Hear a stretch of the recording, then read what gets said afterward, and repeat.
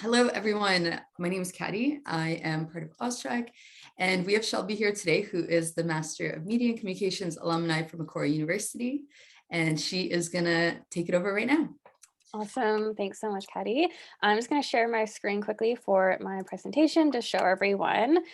Basically, just here to chat with you today about what it's like to be a Canadian studying in Sydney, Australia, what was my experience like, and just kind of some easy to digest information for you all.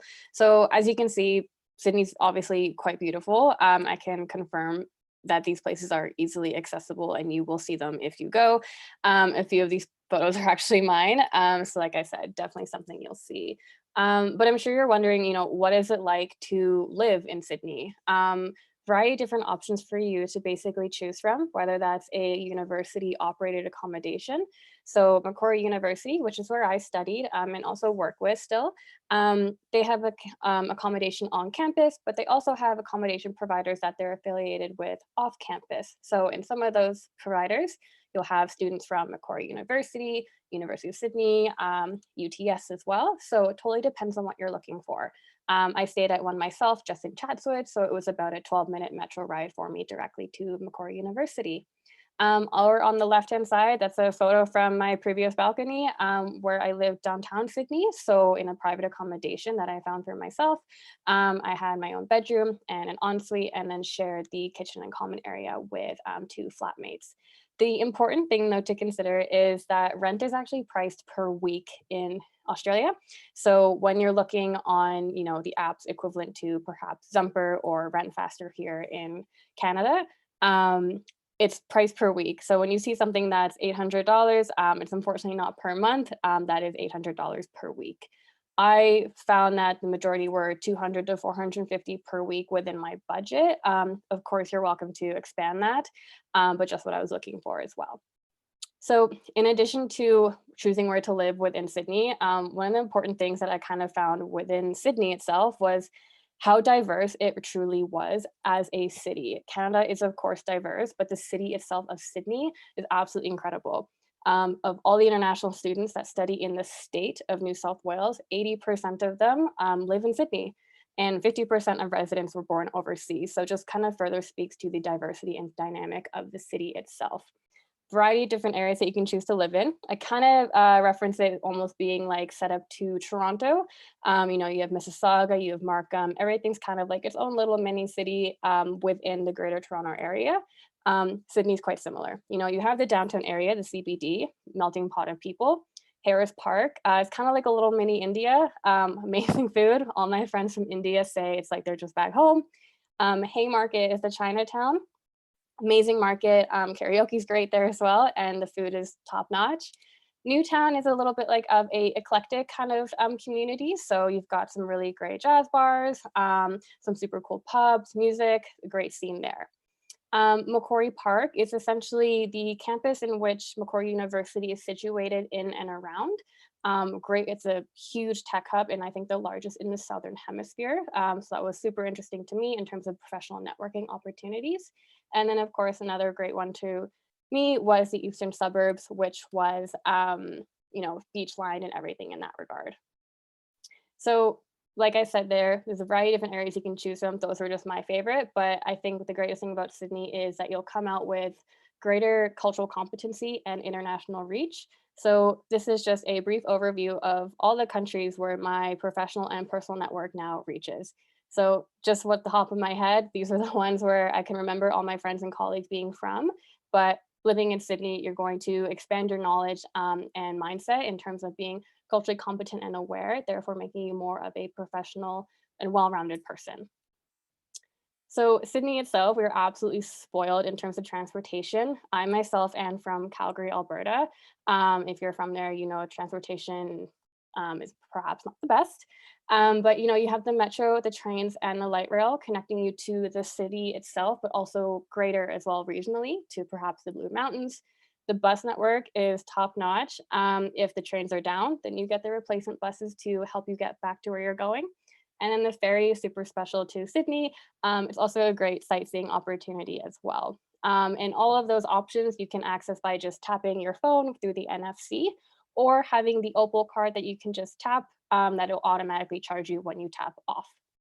Of course, ride sharing options as well. Similar to Uber, you have Didi and Ola to choose from. And then you can also, of course, rent cars, scooters, bikes as you would across any major city in Canada. Flying, of course, too, it's both a domestic and an international hub. And I found it to be cheaper to fly within Australia than it is to fly within Canada. Sometimes flying from Calgary to Toronto is just as expensive as flying Calgary to Europe. So something that we can definitely admire being in Sydney. All right. Of course, another key takeaway is the weather. This is just a snapshot of actually the forecast comparing Sydney to Calgary as it is today. You'll note that I've marked down the UV index. I just take this as extremely important because you do need to be careful. You don't want to be like me, who ended up at the doctor's office a few times to get some pretty poor sunburns assessed, especially in the summer months, and especially December, January. That UV index in Sydney can reach, 11 plus into the extreme area. So just be careful. Of course, in Canada, we do get some very high UV index in the summer months as well, but I do find it stronger in Sydney. But the good thing is that your shoes will stay white all year round. You're not going to get the stains on it like you will from the snow. Okay, so phone plans. Canada is actually the country basically worse for phone plans. We pay an exorbitant amount for our phone plans each month. You will be exactly like this gentleman in this picture smiling at your phone because it is so much more reasonable for your phone plan in Australia. When I first landed, this was my personal plan. I actually paid $39 per month for 25 gigabytes of data. And then 2 years later, it increased to $45. Again, still pretty reasonable. Similar to Canada, we have Rogers, TELUS, Bell. Main providers would be Vodafone, Telstra, and Optus, and they're all very easily accessible, super handy and friendly. Even from briefly looking just today, some of the providers are offering 200 gigabytes of data for $55 or $65 a month. So if that's of interest to you and if you need more. And if you're looking for some support, what's it like to not have that piece of home in Canada? What's it like if you're missing it in Sydney? There's amazing online communities that run some Canada Day events. You can meet up with local people in your area that are from Canada if, of course, you're missing that. So there's certainly a community of Canadians and people from our cities well represented in Sydney. And if you have any passport issues or concerns, there is also the Consulate General of Canada right downtown in Sydney CBD. So in terms of studies and curriculum, one of the main differences that I found, of course, is going to vary per program. But when we're in Canada, I think that we're kind of more acclimatized to being tested or having more frequent terms of assessment. So we may have discussion board forums that we need to contribute to each week, in addition to midterms, final exam, a presentation, and an essay. It's kind of that constant testing. But in Australia, again, program dependent. My program specifically in Macquarie University, I either had a main project and then a final exam, or 2 assessments plus a final exam, or just 2 assessments and no final exam. So less assessments, just a little bit more heavily weighted, but again, still did well. The other thing that I'll say is cost and funding. Again, tuition is totally going to vary depending on your program, but there are ways, of course, to fund your studies. So scholarship opportunities, Macquarie University, I did receive a scholarship to assist with my studies there. And then again, depending on your provider, they may also have an agreement with the Canadian federal and provincial student loan program. Macquarie University did, and I had certain friends as well too that had come from different provinces that also went through the loan programs and student loan agreements. And the good thing too about Sydney is the minimum wage is $19 per hour, and you can work while you're on a student visa, which is about 20 hours while you're 20 hours a week, 40 hours every 2 weeks, or full time while you're on break or in the summer months. I can speak to this as well. When I first landed and kind of got myself set up, I did get an office job and I was paid about $32 an hour. So it does certainly help you offset the cost of your studies or living, depending on what you're looking at. All right, and just some quick terminology for you. When someone says in Australia that they grew up playing hockey, they definitely mean field hockey. Course, someone asks you, what course are you studying? They typically mean the program that you're studying. So that was kind of new to me. So it means Bachelor of Accounting, that's your course. Course, degree, program, they all are used interchangeably, but if your provider asks you, what is your course of interest? Bachelor of Accounting, for example, would be what they're looking for you to say. Fortnite, it's not the game that we may know and love. It's a period of 2 weeks. CPD, just a downtown. An award. So if you're looking at applying to Macquarie University, for example, and admissions ask you for your award qualification, they're just asking for evidence of your qualification or your degree, for example. So the award that you get at the end of your bachelor's degree, for example, just show them that testament.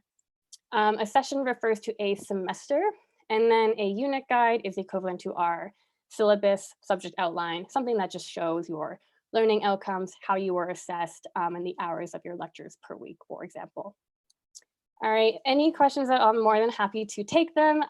Again, these are my contact details. I'm based in Calgary. If you have any questions about studying at Macquarie University in Australia in general, please feel free to reach out to me. I recognize it's a huge jump, but it's an exciting one nonetheless, and I'm more than happy to kind of assist students similar to situations in myself, kind of experience exactly what I was so blessed to be able to experience. Thank you, Shelby.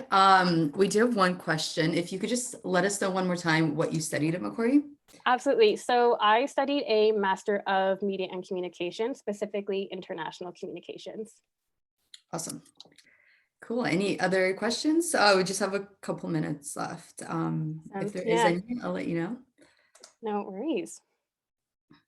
Okay. Okay, I think we're maybe done for now. Thank you so much, Shelby. That was awesome. I do see actually one more pop up right here.